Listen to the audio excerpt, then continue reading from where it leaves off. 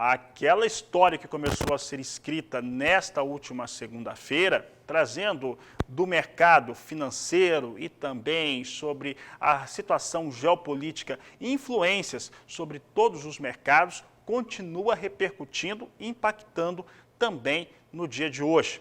O que tem hoje no mercado? Primeiro, uma mudança de postura da Rússia em relação aos seus ataques à Ucrânia. Inclusive, há quem diga que há alguma expectativa de acordo entre os países. Isso traz informação e traz também uma expectativa de resolução do negócio, e isso faz com que se tenha uma queda para preços de algumas commodities, inclusive petróleo.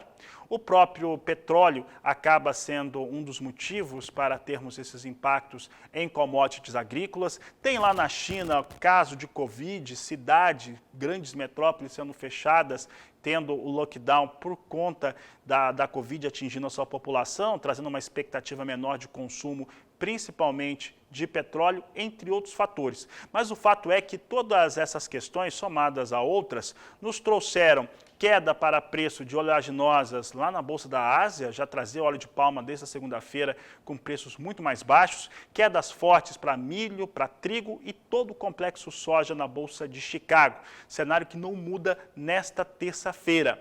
É por isso que nós vamos conversar agora com Douglas Coelho, ele que é da Radar Investimentos, participa do programa conosco pela internet.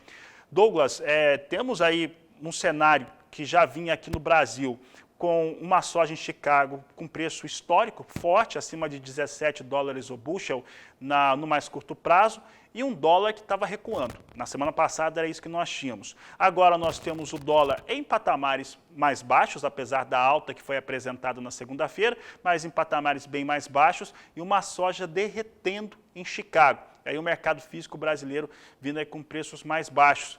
Como que você avalia esse momento para o mercado da soja? Boa tarde, seja bem-vindo. Muito boa tarde, Fabiano. Muito boa tarde a todos os amigos do Agricultura BR. É sempre um prazer falar com vocês. Pois acredito que o termo que se encaixa melhor nessa situação é volatilidade, né? A partir do dia 24 de fevereiro, quando a gente teve as primeiras explosões, as primeiras invasões da Rússia na Ucrânia, esse período de volatilidade acabou ficando um pouco mais claro, né?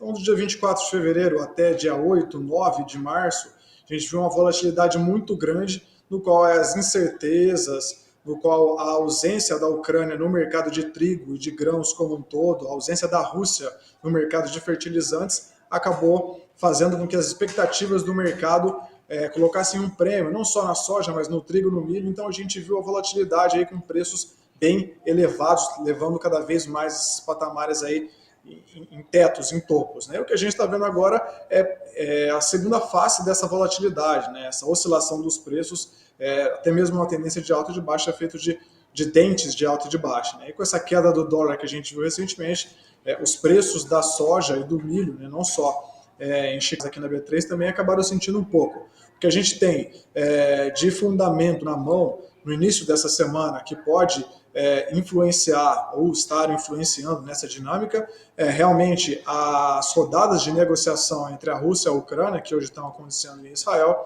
e que também a gente tem mais um relatório de intenção de plantio do USDA, o Departamento de Agricultura dos Estados Unidos, que será divulgado nesta quinta-feira. Lembrando que a maioria das expectativas dos analistas consultados pelo Wall Street Journal há um sentimento de aumento da área plantada nos Estados Unidos para a cultura da soja e uma diminuição da área plantada para a cultura do milho. Então isso pode estar, sim, influenciando os movimentos de Chicago e da B3 nesse momento. Douglas, além do relatório de áreas a serem ocupadas lá nos Estados Unidos, parece que tem um relatório trimestral de estoques também. Também há expectativa de maior quantidade, né, maior volume de soja para os norte-americanos nesta posição? Sim, além da questão dos estoques, a gente tem também um ponto que fica no radar, né? Os estoques é um ponto a ser divulgado, mas toda essa questão da guerra Ucrânia e Rússia também faz com que o dólar acaba puxando um pouco mais essa atenção, né, para a guerra, enquanto aqui a gente subiu um pouco mais juros para tentar antecipar essa fuga de capital. Né? E com essa queda do dólar, como você bem colocou no início, isso fez com que o dólar fosse agora para 4,74, 4,75.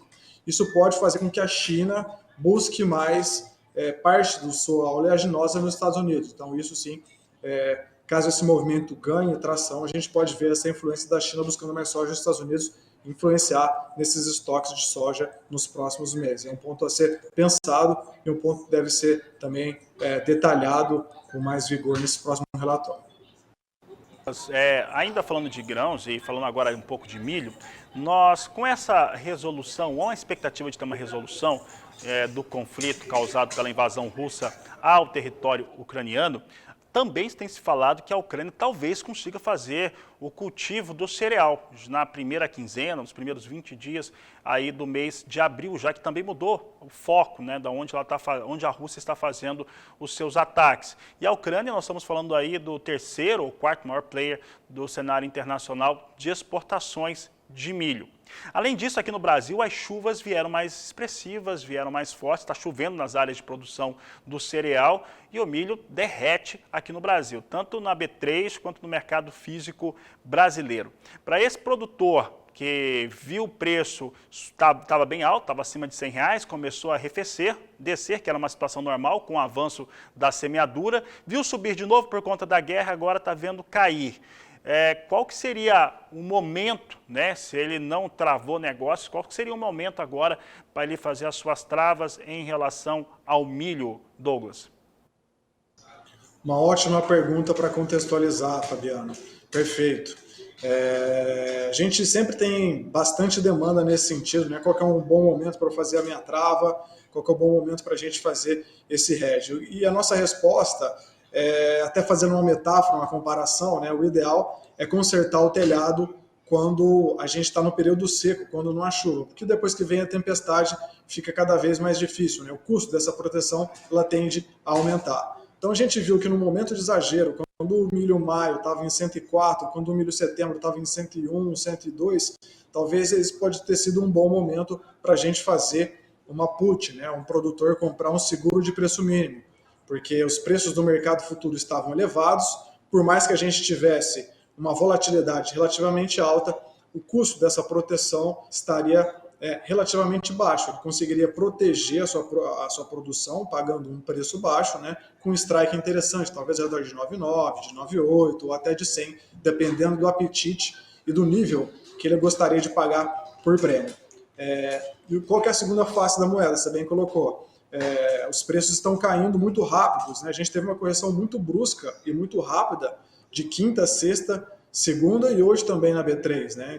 Então, os preços aí do setembro saíram de 99, de 94, 90 agora, nesse momento.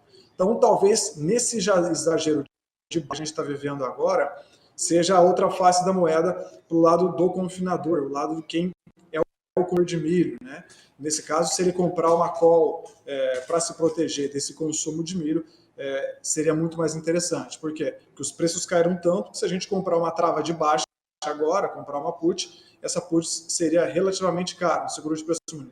Ao passo que, se a gente for comprar uma proteção contra altas, né, alguém que for consumir esse milho, essa call seria bem interessante e caberia facilmente dentro do seu custo de produção quando a gente pensa em ferramentas de proteção de preço.